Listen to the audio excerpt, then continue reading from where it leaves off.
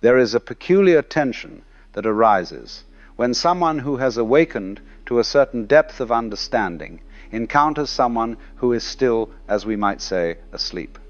And by asleep, I do not mean literally unconscious, but rather living in the conventional dream, the collective trance, the agreed-upon fiction that most of society accepts without question. The person who is awake has seen through something fundamental, has recognized something essential, has had the veil lifted in some significant way. And the person who is asleep is still operating within the old assumptions, the old beliefs, the old way of seeing.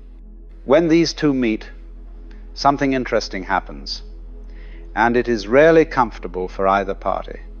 Let me describe first what occurs in the awakened person. There is, initially, often an impulse to share what has been seen, to communicate the realization, to help the other person see what is now so obvious. This comes from a genuine place of compassion, of wanting to relieve suffering, of recognizing that the other person is trapped in a prison they do not even know exists.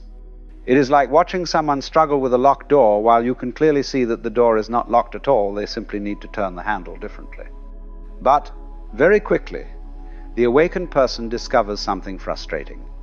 The realization cannot be simply handed over. It cannot be explained in a way that will make the sleeping person suddenly wake up. Because the sleeping person is not just lacking information, they are operating within an entire framework of understanding, an entire structure of perception that makes the awakened perspective literally incomprehensible to them. It is not that they are stupid or stubborn or willfully blind. It is that they cannot see what they cannot see. Their very way of looking prevents them from seeing. It is like trying to explain color to someone who has been blind from birth.